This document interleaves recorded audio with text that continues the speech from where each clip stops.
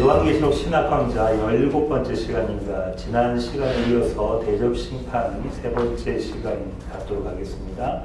지난번 시간에 거의 다 설명을 드렸고요. 본문에 대해서는 오늘은 특별히 16장 마지막에 있는 17절부터 21절까지 결론 부분에 있는 부분을 설명드리도록 하겠습니다. 오늘까지가 끝나면 다음 주부터는 결론부, 본론부가 다 끝났으니까 결론부 17장부터 22장까지 에 대한 결론부를 시작할 수 있을 것 같습니다. 오늘의 결론입니다. 오늘의 결론은 아마겟돈 전쟁과 무너진 큰 성 바빌론. 이미 아마겟돈 전쟁에 대해서 저희가 지난 시간에 잠시 이렇게 설명을 드렸는데요. 한 번 더 설명을 좀 드리겠습니다. 지도에서 보시다시피 이 강이 유브라데스 강이라고 그랬고요. 바빌론은 여기 있으면 아수르, 아시리아는 여기 있습니다. 항상 오늘 본문에 나와 있는 것처럼 이 유브라데스 강이 유브라데 강이 말랐다라는 것은 아시리아와 바빌론이 언제든지 이스라엘을 침공할 수 있도록 전쟁을 할 수 있는 그런 상태가 되어졌다는 것을 설명한다고 말씀을 드렸어요. 여기 이스라엘은 여기 있습니다. 여기에 아마겟돈이라는 지역이 있습니다. 그 아마겟돈이라는 지역이 아마겟돈은 뭐라고 그랬죠? 히브리어를 음력한 거라고 그랬죠. 그래서 하르 마겟. 그래서 그 마겟돈이 뭐냐면은 무깃도라고 그랬죠. 그래서 하르는 산이니까 무깃도의 산. 여기 보시면 무깃도라는 지역이 있고요. 무깃도의 산인데 그 산은 갈멜산이다라는 말씀을 드렸습니다.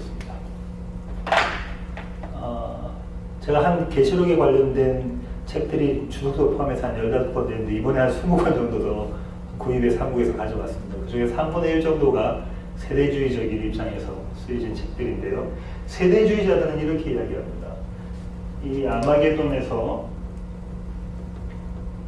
마지막 최후의 전쟁이 일어날 것이다.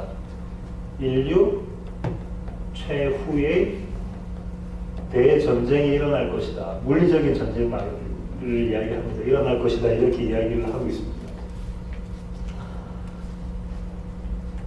지난번에 말씀드린 것처럼 나폴레옹이 무기토 평원을 보고, 무기토는 평원이라고 했어요.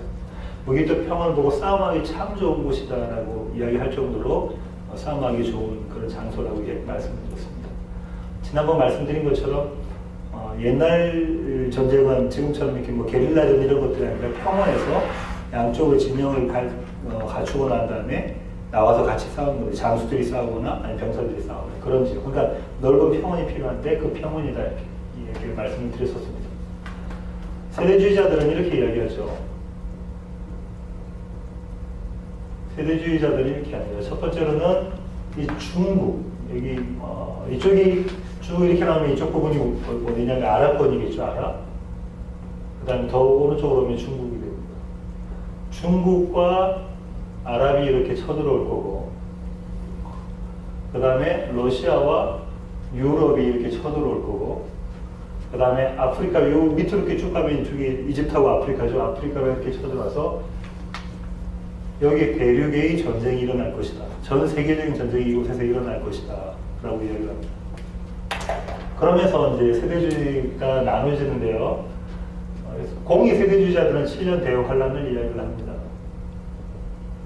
근데 어떤 세대주의자들은 이 7년 대환란을 겪지 않고 7년 대환란 전에 자신들은 휴거될 것이다라고 이야기하시는 분들이 있어요. 그러니까 이 아마겟돈 전쟁은 자신들과 상관이 없는 전쟁이라고 생각하고 민족적인 이스라엘과 결국 열방이 싸우는 전쟁이 될 것이다. 왜냐하면 이미 우리들은 그 믿는 사람들 들림을 받았기 때문에 휴거를 당했기 때문에 남겨져 있는 이스라엘을 그 민족적 이스라엘을 하나님께서 해방시키실 것이고 그 해방시키는 싸움이 아마겟돈 전쟁이다. 이렇게 이야기를 하고 있습니다.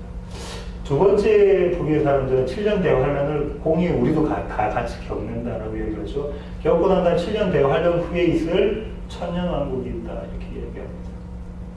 이 7년 대환을 잘 견뎌야 되는데 7년 대환란은 전반기 3년 반과 후반기 3년 반이 있다. 이 3년 반에는 별로 잘 모르겠지만 이 후반기 3년 반에는 아주 극심한 재앙들이 있을 것이고 그리고 전쟁들이 있을 것이다. 그래서 특별히 저번에 말씀드린 것처럼 밑에 666이라는 베리칩 같은 것들을 받게끔 되어지는 기간이 이 기간이다. 이렇게 이야기하는 것이 세대주의자들의 이야기입니다. 이렇게 되면은 우리의 신앙과 우리의 믿음과는 별개의 이야기가 되어져 버린 거죠. 근데 사실 정말 그런 것인지 오늘 다시 한번 살펴보도록 하겠습니다. 왜 제가 자꾸 세대주의를 이야기하냐면요. 거의 절반 이상이 세대주의를 따르고 있기 때문에 한국 기독교의 절반 이상이 세대주의를 따르고 있기 때문에 그렇습니다. 오늘 아까 그 사진에서 보시다시피 무기토의 산이 아마겟돈은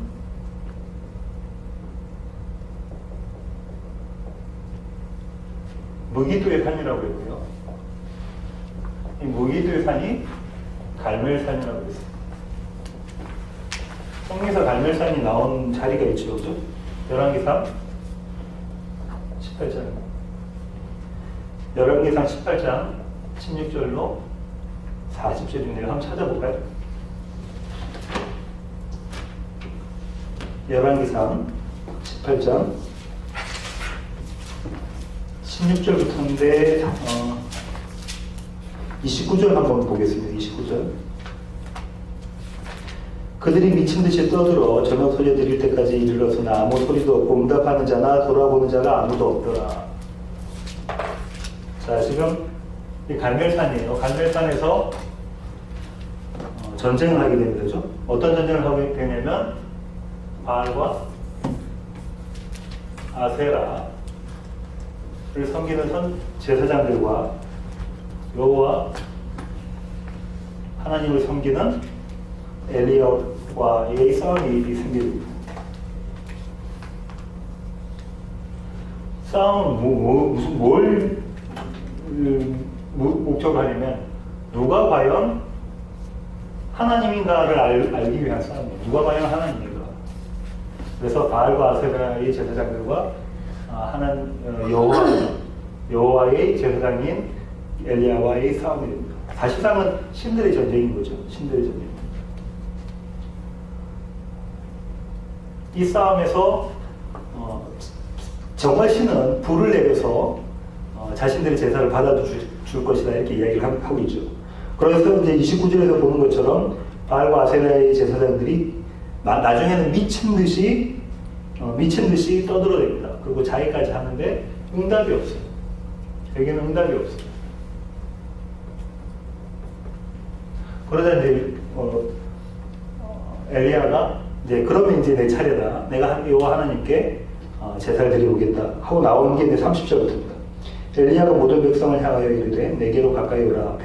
백성이 다 그에게 가까이 가매 그가 무너진 여호와의 제단을 수축하되 야곱의 아들들의 지파의 소유를 따라 엘리야가 돌 12개를 취하니 이 야곱은 옛적에 여호와의 말씀이 임하여 이르기를 내 이름을 이스라엘이라 하리라 하신 자더라. 그가 여호와의 이름을 의지하여 그 돌로 제단을 쌓고 제단을 돌아가며 곡식종자 2세알을 둘만한 도랑을 만들고 해서 쭉 내려갑니다. 하여튼 도랑을 3번이나 만들어요. 그러고 난 다음에 37절 보십시오.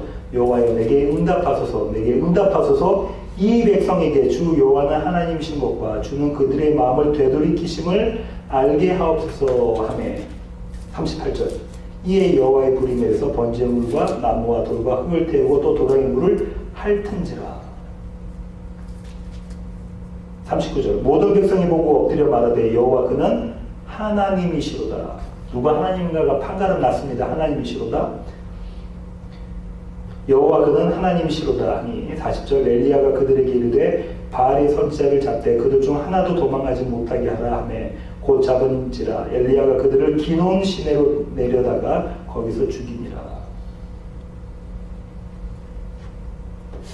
이 장면에서 자 보십시오. 이 장면에서 중요한 단어들이 나오는데요. 첫 번째가 뭐냐면 여호와의 제단을 수축하다. 여호와의 제단이랍니다. 그 다음에 돌 몇 개요? 여기 두 개. 그 다음에 32절에 여호와의 이름을 의지해서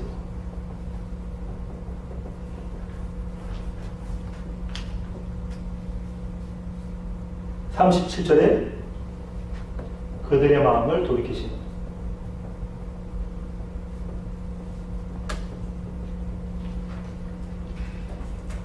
40절에 죽이니라. 이런 문구들이 아주 중요한 문구들이에요. 자, 여호와의 제단을 다시 쌓습니다. 돌 12개는 성경에서 나오는 10이라는 숫자니까 의미하는 게 뭐라고 그랬죠? 이 숫자는 아들들의 숫자입니다. 아들들의 숫자. 다시 말해서 교회를 이야기하고 있어요. 하나님의 이름을 의지하여. 목적이 뭐냐면 이 싸움의 목적은 그들의 마음을 돌이키게 하는 거예요. 어디로부터? 바알과 아세라로부터 어디로? 여호와 하나님께 돌이키게 하는 것이 이 싸움의 목적입니다. 그리고 마침내는 바알과 아세라를 섬겼던 자들 다 죽이세요. 신학자들 가운데는 대부분의 신학자는 어떻게 생각하냐면 이 싸움을 바알과 아세라, 세상과 여호와, 이 하나님의 백성들과의 싸움이라고 또 보기도 합니다. 근데 중요한 건 저들이 이렇게 생각을 하는 거예요.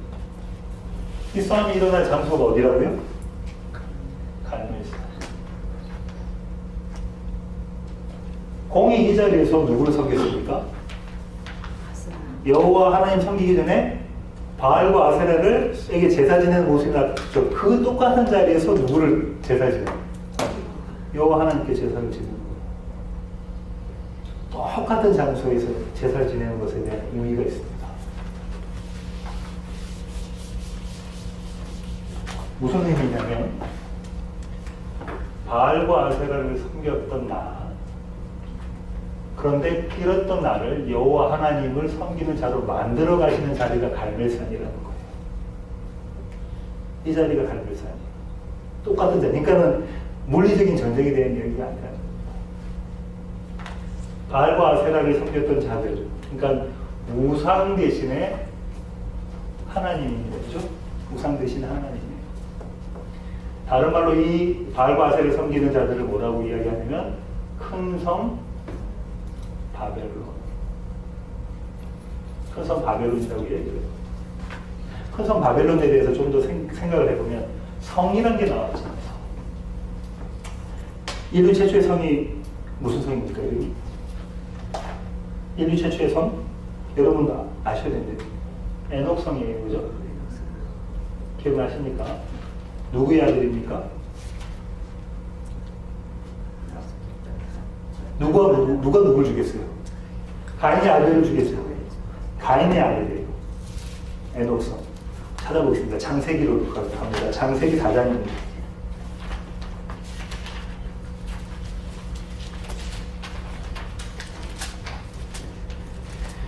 (4장 16절) 가인이 여호와 앞을 떠나서 에덴 동쪽 노 땅에 거주하더니 누굴 떠났습니까? 하나님을 떠났어요.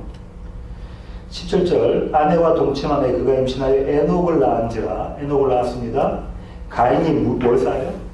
성을 쌓고 그의 아들의 이름으로 성을 이름하여 에녹이라 하니라. 에녹성입니다. 그러고 난 다음에 이 에녹성에 거하고 있는 자들, 에녹성에 속한 자들, 가인에게 속한 자들에 대한 자손들이 나와요. 18절부터 볼게요. 에녹이 이랏을 낳고 이랏은 무야엘을 낳고 무야엘은 무드사엘을 낳고 무드사엘은 라멕을 낳았더라. 유명한 라멕입니다. 라멕이 두 아내를 맞이하였으니 하나의 이름은 아다요 하나의 이름은 실라였더라.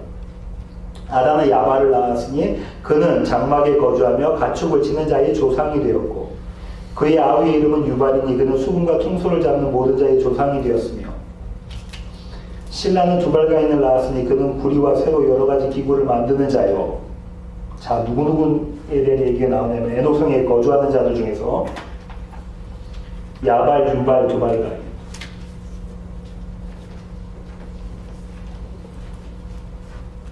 야발, 유발, 두발가인. 야발은 뭐 하는 자라고요? 목축어. 당시에 말하는 산업이에요. 유발은요? 예, 예술하는 자들이죠. 두발가인은 공업하는 자들이죠. 한마디로 말하면 다 문화라는 거죠. 인류의 문화. 어디서? 성에서. 성에서 인류의 문화를 만드는 자들이에요. 자신이 원하는 대로, 자신이 목적한 대로, 목표한 대로 그렇게 되고자 하는 자들의 모습입니다. 대표되는 이들의 아버지가 라멕이잖아요. 라멕이 뭐라고 이야기하는지 보세요.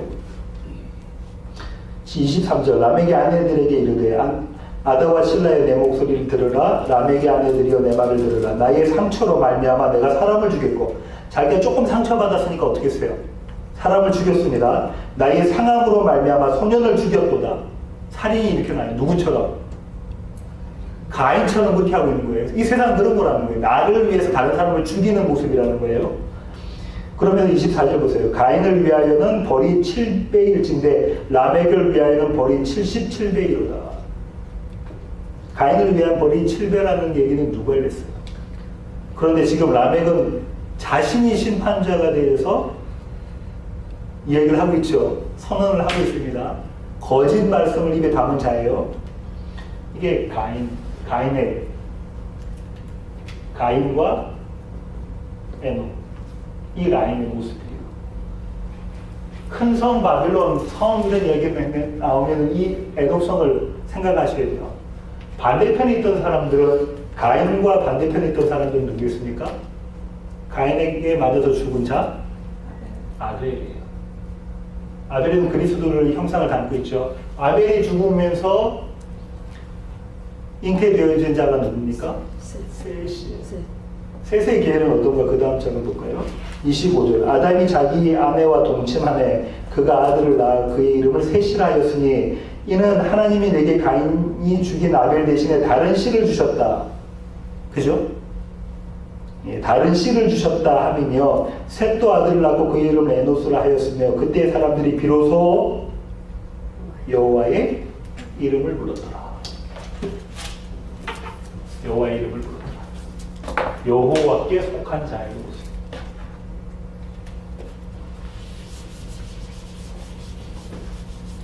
큰 성 바벨론과 대비되는 구조가 그럼 어떻게 되겠습니까? 새 예루살렘 성. 큰 성 바벨론은 에녹 성, 가인의 라인, 아벨과 셋의 라인, 하나님 찾는 자의 모습, 이렇게 주어집니다. 계속해서 이런 모습들로 성경에서 자꾸 이야기를 하고 있어요. 갈멜산에서 일어난 전쟁에 대한, 싸움에 대한 이야기를 계속해서 보여주고 있습니다. 어떤 모습으로 보여주냐면 옛 성전이 새 성전이 되는 모습으로 보여줘요. 또 지난 시간에 찾아본 것처럼 어떤 거죠? 무화과, 나뭇잎, 옷이 가죽옷 바뀌어지는 모습, 이런 그림들이 계속해서 그려지고 있어요. 그죠? 이집트, 애국에서 가나안, 약속의 땅으로 가는 모습, 이런 그림들이 계속 그려져 있습니다. 바울은 뭐라고 했죠? 옛사람이 새 사람이 되는 모습으로 그림을 그리고 있어요. 바울의 견해를 한번, 다른 것들은 찾아봤으니까 바울의 견해 한번 찾아보겠습니다.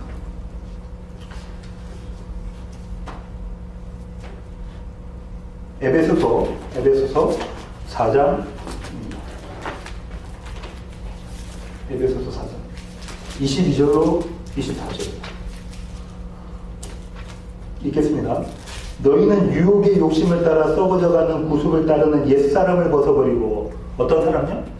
옛사람을 벗어버리고 오직 너희의 심령이 새롭게 되어 하나님을 따라 의와 진리의 거룩함으로 지으심을 받은 새 사람을 입어라. 옛사람을 버리고 새 사람을 입어라. 근데 이 옛사람은 어떤 모습으로 나타납니까? 옛사람의 모습은 뭘 쫓아요?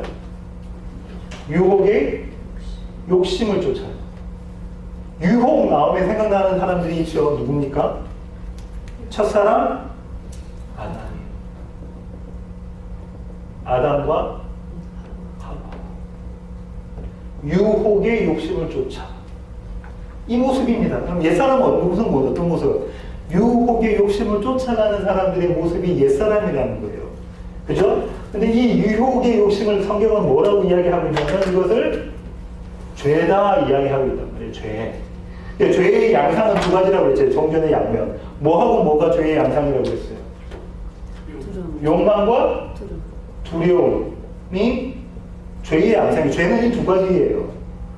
욕망은 뭡니까? 갖지 못한 것을 갖고자 하는 것에 대한 욕망이고, 두려움은 갖고 있는 것을 놓치고자 하는 것이에요. 예를 들면 높은 데서 떨어질지 왜 두려워합니까? 뭘 잃을까봐.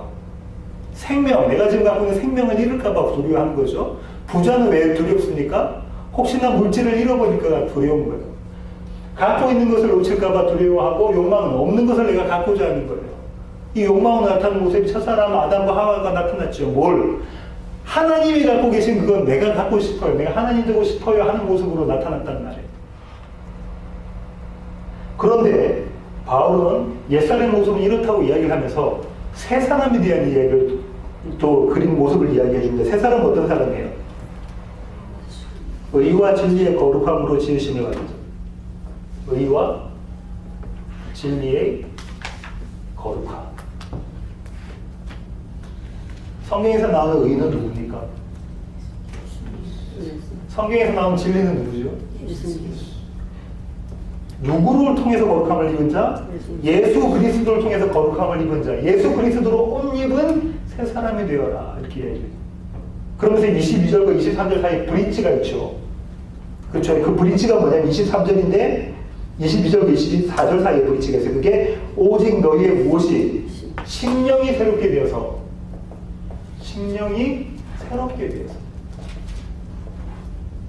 원어로 보면 심령은 뭐냐면 내 안에 있는 영이에요. 새롭게 만드시는 성령 하나님, by Holy Spirit. 성령 하나님을 통해서 옛사람을 벗어버리고 새 사람을 입으라 이렇게 이야기를 하고 있어요. 바울이 그렇게 이야기하고 있습니다. 갈멜산에서 무기도의 산에서 이야기되는, 아마기돈에서 이야기되는 전쟁과 똑같은 모습들을 설명하고 있는 것입니다. 그렇죠? 이 전쟁을 그럼 어떤 방법으로 하나님께서 하시느냐? 우리는 또 어떻게 준비해야 되느냐? 바울이 그 다음에 에베소서 6장에 똑같은 이야기를 하고 있죠. 자, 보시죠. 흔히 우리가 알고 있는, 잘 알고 있는 하나님의 전신갑주에 대한 이야기를 하고 있어요. 10절부터 읽겠습니다. 끝으로 너희가 주 안에서와 그의 힘의 능력으로, 나의 능력이 아닙니다. 그의 힘의 능력으로 강건하여지고, 11절 마귀의 관계를 능히 대적하기 위하여 하나님의 전신갑주를 입으라. 이 마귀를 내 밖에 있는 마귀라고 자꾸 생각해버리면 문제가 생겨요. 그러면은 이 영적 전쟁이 나와 내 밖에 있는 다른 영과의 전쟁이라고 생각을 하게 된단 말이에요. 나중에 좀 더 설명드릴게요. 13절 보세요. 그러므로 하나님의 전신갑주를 입으라, 취하라. 이는 악한 날에 너희가 능히 대적하고 모든 일을 행한 후에 서기 위함이다. 바르게 서기 위함이에요. 모든 일을 행한 다음에, 모든 것이 끝나고 난 다음에 내가 하나님 앞에 바르게 서 있게 하기 위함이다. 그러면서 14절부터 전신갑주에 대한 이야기를 합니다. 그런즉 서서 진리로 너희의 허리띠를 띠고 의의 후신경을 붙이고 평안의 복음이 준비한 것을 신을 신고 모든 것 위에 믿음의 방패를 가지고 이로써 능히 악한 자의 모든 불화살을 소멸하고 구원의 투구와 성령의 검 곧 하나님의 말씀을 가져라. 나와 있는 단어들이 뭔가 한번 볼게요. 진리. 전신갑주로 나와. 진리예요. 또 의, 또 복음, 또 믿음, 구원, 말씀, 다 뭐예요? 다 그리스도. 그죠? 다 이게 그리스도. 그럼 뭐라는 얘기예요? 그리스도라는 얘기는 그리스도의 영은 성령이죠. 성령은 뭐라고 얘기해요? 하나님의 영 그리스도예요. 성령을 통해서 주님이 나와 함께 계신다고 요한복음이 말씀하고 있죠. 제가 요한복음 강의 시간에 앞으로 강의 시간에 더 설명할 텐데요. 그리스도로 옷 입어라. 그리스도로 옷 입어라.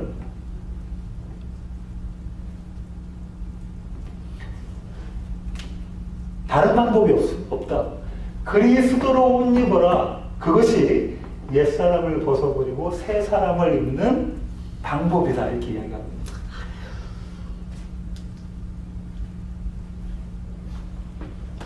이 중에 그리스도가 아닌 게 있습니까? 없어요. 다 그리스도에 대한 얘기. 그리스도로 옷 입어라. 우리는 어떻게 생각하냐면, 아까 말씀드린 것처럼, 그리고 저번 시간에도 말씀드린 것처럼, 이 영적 전쟁을 내 밖의 전쟁이라고 생각합니다. 아마겟돈 전쟁은 영적 전쟁이다. 맞습니다. 맞는 말이죠. 이 영적 전쟁을 나는 여기 있고, 나와 대적하는 다른 둘 세력들이 있어서, 그걸 뭐 세상이라든지, 아니면 사탄의 세력이라고 해서, 이 세력과 나와의 전쟁이라고 생각하는, 또 나를 포함한 하나님의 모든 백성들 이라고 생각하는 견해는 동전의 한쪽 면이라고 했어요. 근데 그게 전부가 아니에요. 동전의 양면이 있다고 그랬잖아요. 그것만 봐서 지난번에 말씀드린 것처럼 영적 전쟁으로만 가서 민족적인 전쟁, 종교적인 전쟁 이렇게만 계속 바라본다고. 그럼 내 밖에 것이 되겠죠. 그리고 또 그걸 준비하는 선교단체들과 교회들이 있어요. 근데 그렇지 않다는 겁니다. 동전의 다른 한 면은 뭐냐면 이것이 이런 모습이 아니라 지난번에 말씀드린 것처럼 내 안의 전쟁이에요. 나의 마음. 내 안에 어둠과 빛이 있어요. 어둠과 빛이 있어요. 사도 요한이 요한복음에서 이야기하는 어둠과 빛이 있어요. 나는 원래 어둠이었던 자예요. 나는 원래 죄였던 자. 이건 의입니다. 그죠? 근데 내 안에 빛이 들어오셨어요. 빛이 들어오셨어요. 자, 보십시오. 우리는 이렇게 생각해야 돼. 이 경우를 이렇게 이야기해볼게요. 어떤 사람들은 부부 관계로, 어떤 사람들은 자녀로, 어떤 사람들은 사업과 직장으로, 어떤 사람들은 건강의 문제로, 기타 다른 여러 가지 문제들을 이렇게 이 문제들과 나와의 전쟁이라고 생각하면 안 돼요. 안 됩니다. 전쟁은 내 안에서 이루어지는 전쟁이에요. 갈멜산 전쟁, 아마겟돈 전쟁은 내 안에 나에 대한 전쟁이에요. 내 안의 빛과 어둠에 대한 전쟁이에요. 이것들은 무엇으로 사용되어집니까? 도구로 사용되어지는 거예요. 어떻게 하기 위해서? 내 안에 죄를 드러내고 의신 예수 그리스도를 붙잡게 하는 도구로 사용되어지는 거세요. 제가 한 대를 사랑합니다. 아주 사랑하고요. 그리고 사랑하는 걸 표를 많이 내요. 근데 제가 아내한테 100% 100% 만족하는 게 아니고요. 그것 중 몇 가지는 마음에 안 드는 부분이 있어요. 제 마음에 부합하지 않는 부분이 있어요. 제가 어떻게 기도를 할까요? 주님, 제 아내가 변화되게 해주세요. 그렇죠? 제 아내가 변화되게 해주세요라고 하는 기도, 그리스도인이 만약에 그렇게 하는 기도는 참된 기도가 아니에요. 지금 뭘 이야기하고 있는 거죠? 나와 내 밖에 있는 다른 환경과의 대적이라고 보는 거예요. 근데 주님께서 원하시는 건 뭡니까? 내 안에 내가 주인 되려고 안에까지도 내 마음대로 좌지우지 하려고 하는 내 안에 있는 내 마음이 있단 말이죠. 내가 우상되어져서 그것을 벗어버리고 네가 그렇게 죄인이라는 것을 깨달으면서 예수 그리스도를 붙잡아라 하는 전쟁으로 가는 거, 내 안에 그 전쟁인데 자꾸 이렇게 바라본단 말이에요. 여러분한테 각자에 주어진 모든 환경이 사업이든 직장이든 모든 환경이 이 전쟁을 위한 거예요. 이 전쟁을 위한 것입니다. 이 전쟁의 결론은 뭡니까? 나는 죽고 그리스도가 사는 전쟁인 겁니다.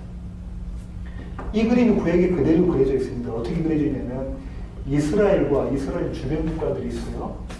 하나님이 이스라엘 주변 국가들을 사용하셔서 어떻게 하시려고 하죠? 이스라엘을 하나님께 돌이키게 만드시대요. 그게 이스라엘의 역사예요. 구약의 역사. 그죠? 그들과 전쟁하는 목적이 뭐냐면 그들을 사용하시는 목적이 뭐냐면 이스라엘 주위에 있는 국가들을 사용하셔서 이스라엘에 가서 침공에 들어가고 포로 삼고 하는 목적이 뭐예요? 하나님께로 그들이 하나님 자녀들이 돌아오게 하는 게 하나님의 목적이라는 말이에요. 갈멜산 전투의 목적이 뭐라고요? 누가 하나님인 줄 알고 그 하나님께 돌이키게 하는 것이 목적이라고 열왕기상에 그때는 나와 있잖아요. 그 전쟁이라는 거예요. 우리는 그렇게 그런 시각으로 쳐다보질 않습니다. 아니까 자꾸 어떻게 되냐면 저 사람은 변화되어야 될 사람, 저 사람은 바뀌어야 될 사람으로 바라보는 거예요. 그리고 그 사람을 위해서 기도한다는 거예요. 하나님의 포커스는 그 사람에게 있지 않아요. 그 사람은 하나님 다시 하실 거예요. 하나님의 전적인 포커스는 나에게 맞춰져 있어요. 내 삶에서 내가 주인이라고 고백하고 있는 모습을 하나님께서 하나님 앞에 발각되게 만드시면서 내가 죄인이군요. 나는 도저히 어쩔 수 없는 사람이군요. 라는 고백을 하게 만드시면서 예수 그리스도, 빛 대신 예수 그리스도, 의 대신 진리 대신 그분을 붙잡게 만드시는 것이 하나님의 목적이에요. 근데 우리는 잘못 생각하고 잘못.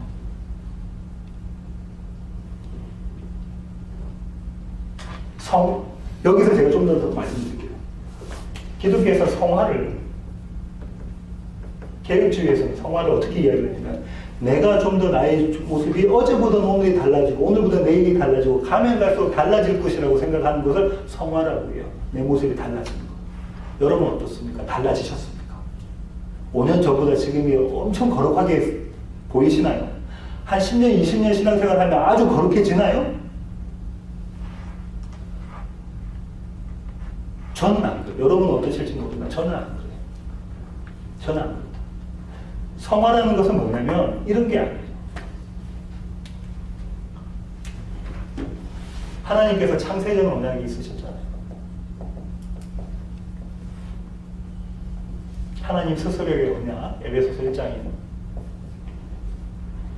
하나님께서 예수 그리스도 안에서 그가 택하신, 사랑하셔서 택하신 자들을 하나님 앞에서 거룩하고 흠이 없는 자로 만드시는 것이 목적이에요.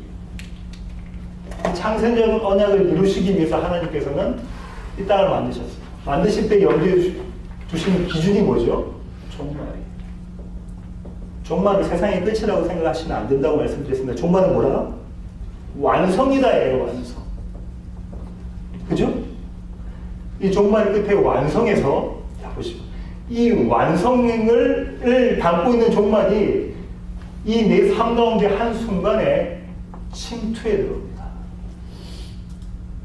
무엇을요? 사랑으로. 누구의 사랑? 하나님의 사랑. 예수 그리스도의 사랑으로 완성이 예수 그리스도의 사랑으로 내 삶 가운데 침투에 들어와요. 내 삶에 뚫고 들어와서 어딜 끌고 가요? 완성으로 끌고 가요. 완성으로 끌고 가요. 그러면 어느 날 순간 내 삶 가운데 하나님의 사랑이 침투에 들어오면 나는 누구를 의지하게 돼 있어요? 내가 아니라, 왜냐면 나에게는 희망이 없거든요. 내 모습을 바라보니까 하나님께서 나를 자꾸 흔들고 계신단 말이에요. 흔들고 계신다는 것을 모르는 자들은 하나님께 택하신 자들이 아닌 거예요. 근데 하나님께서 택하신 자들은 하나님 지금 나를 흔들고 계시구나, 내 안에 있는 찌꺼기들을 다 보게 만드시는구나, 남편과 아내와 자녀와 사업과 건강을 통해서 나를 그렇게 만드시는구나, 그걸 발견하게 하신다는. 그러면 그 자는 누굴 붙잡게 되어 있어요? 예수 그리스도를 붙잡게 되는 이것이 믿음입니다. 하나님의 사랑이 어느 한순간 내 삶 가운데 뚫고 들어오셔서 완성으로 끌고 가게 하시는데, 그 끌고 가게 하시는 그 하나님, 예수님을 믿게 하시는 믿음 가운데 서게 만드세요. 그러면서 뭘 소망하게 만듭니까? 금과 은으로 보석되어져 있는 그 천국을 소망하는 게 아니라 마침내 이 죄의 옷을 벗는 모습으로 의만 가득 찬, 다시 말하면 예수 그리스도만 내 안에 가득 찬 모습의 완성을 뭐하는 모습으로, 소망하는 모습으로 살아가는 이것이 광야의 길이고 이것이 성화예요. 이것이 성화입니다. 이것이 완성입니다. 광야의 길. 이 길을 걷게끔 하지. 우리가 성화되고 있다는 이 길 가운데 이 도상에 있다는 거예요. 막연히 예수님은, 하나님은 믿음과 소망과 사랑 이런 분이시다라고 이해하고 계시지 마시고, 우리가 만들어지기 전에 바울은 뭐라고 하냐면 우리가 아직 죄인 되었을 때에 하나님을 모르고 빛을 모르고 어둠 가운데 어둠으로 내 안이 가득 차 있을 때 나만을 생각하고 내가 삶의 주인이라고 생각하는 그때에 하나님께서 하나님 당신 스스로의 언약을 이루시기 위해서 완성의 모습으로 사랑을 가지고 내 삶 가운데 침투해 들어오셔서 예수 그리스도만 붙잡는 믿음 가운데 나를 거하게 만드시면서 마침내 이루실 그 완성을 소망하게 만드시는 것이 신앙이다 이 말이에요. 얼마나 놀라운 거. 얼마나 놀라운 이런 모습을 갖고 있는 믿음의 선진들을 성경에서 계속 보여주고 있습니다.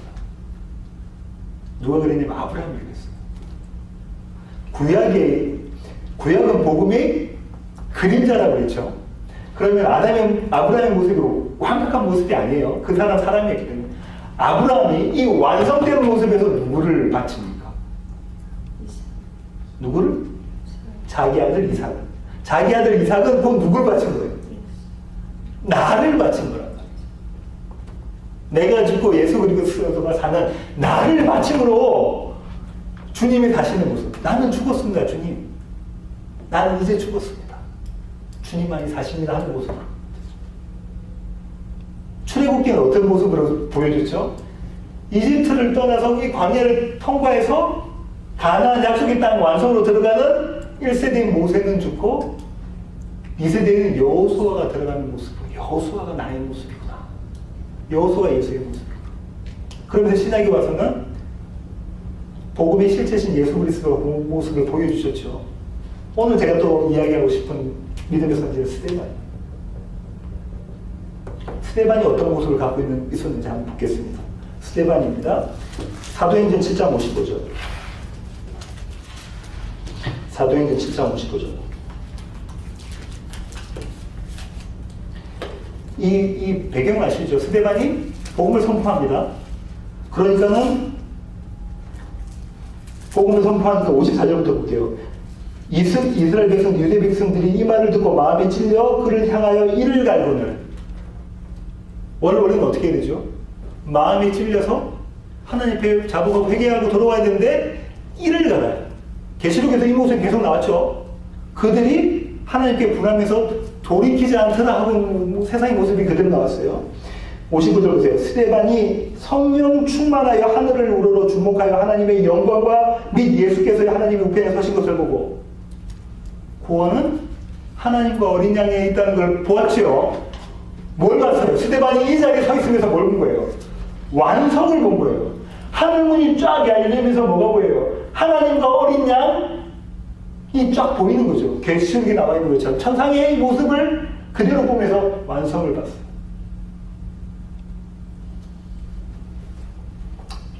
59절. 그들이 돌로 스데반을 칩니다. 스데반이 부르짖어 이르되 주여 주 예수여 내 영혼을 받으시옵소서 하고 그 다음 그 유명한 얘기를 합니다. 무릎을 꿇고 크게 불러 이르되 주여 이 죄를 그들에게 돌리지 마옵소서. 스데반이 뭐라고 이야기합니까? 자기를 돌로 쳐 죽인 그들을 용서해 주세요. 이 얘기를 똑같이 하실 분이 계세요. 누구죠? 예수님. 누가복음으로 가겠습니다. 누가복음 23장. 누가복음 23장 34절. 이에 예수께서 이르시되 아버지 저들을 사하여 주옵소서 자기들이 하는 것을 알지 못합니다. 무슨 그림을 그리고 있냐면 무슨 그림을 이런 모습 그림을 그리죠. 자, 제 안에 어둠이 이게 원래 내 모습이에요. 근데 빛이 있어요. 빛이 있어요. 그런데 어느 순간 나는 어둠임을 깨달은 자가 어느 순간 내 안에 빛이 행사되는 것을 경험합니다. 빛이 행사되는 것을 경험해요. 그럼 이것이 내 것이에요? 아니면 내 것이 아니에요? 내 것이 아니에요. 이건 누구 거예요? 그리스도 예수의 것이라는 걸 아는 자가 있어요. 그 그림이 그대로 나와 있는 거죠. 그럼 이게 스데반의 것이에요? 아니에요? 아니에요. 왜 그 그림이 어떤 그림이 그려졌어요? 그림이 그려졌죠. 이거는 네 안에 있는 예수가 드러난 거야 라는 걸 보여줬잖아, 지금. 이 똑같은 대사를 가지고. 성경의 기자가, 그죠? 내 안에 빛이 예수 그리스도가 내 안에서 모습이 드러나시는 모습이 문득문득 우리 삶 가운데 경험을 하게 돼요. 그러니까 온전히 나는 죽고 그리스도만 살아나시는 사시는 그 완성을 이것들을 경험한 자들은 소망하게 되어 있죠.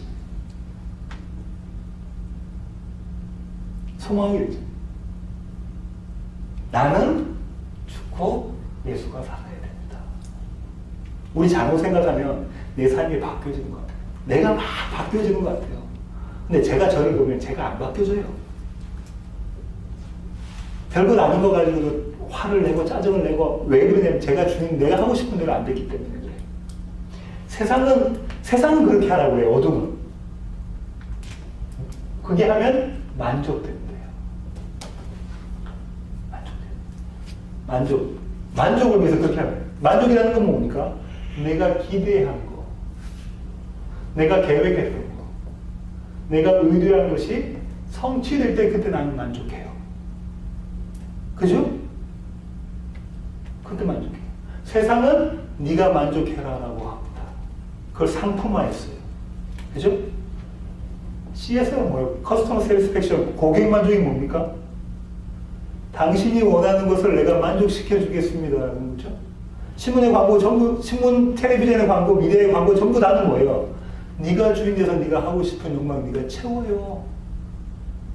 혹시 두려움이 있습니까? 두려움을 바꿔줄 수 있는 방법들이 있습니다라고 보여주는 것들이 다 뭐예요? 다 상품이에요.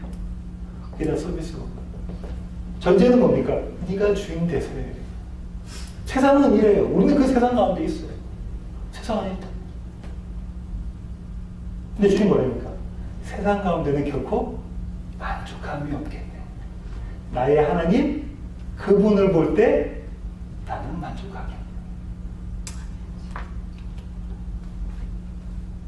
우리 가운데는 이 아마겟돈 전쟁이 있습니다.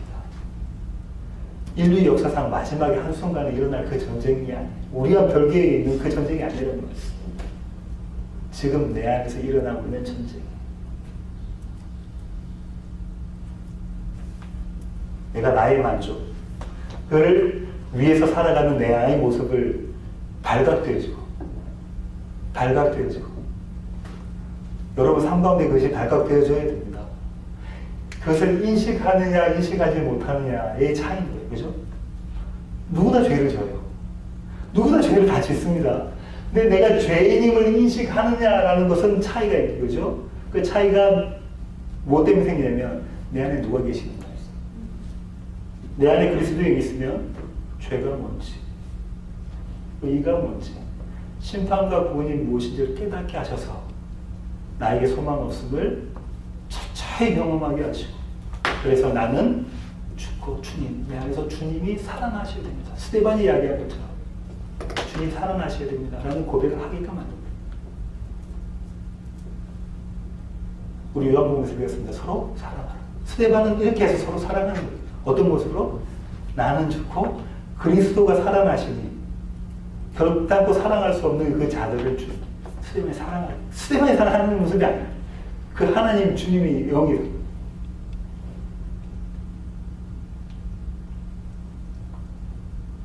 우리 가운데 날마다 이런 전쟁이 있습니다. 우리가 붙잡아야 될 것은, 이 가운데서 우리가 붙잡아야 될 것은, 주님, 제가 여러 번 눈이 말씀드려요. 주님, 저는 죄인입니다. 저는 아들입니다. 저는 죽어 마땅한 자입니다. 돌에 맞아 죽어야 될 마땅한 자입니다. 그런데 하나님께서 하나님의 약속을 지키시고자 완성의 모습으로 종말이 내 삶 가운데 침투해 오게 하셔서 나를 좀 완성으로 이끌어 가시는 그 하나님 놀라운 은혜에 감사하는 모습. 내 안에 예수가 살아야 됩니다. 하고 고백하는 모습. 그렇게 다 그런 고백과 또 이 완성에 대한, 온전히 하나님께서 이루신 이 완성에 대한 소망을 가지시는 저와 여러분 되기를 간절히 소망합니다. 기도하시겠습니다.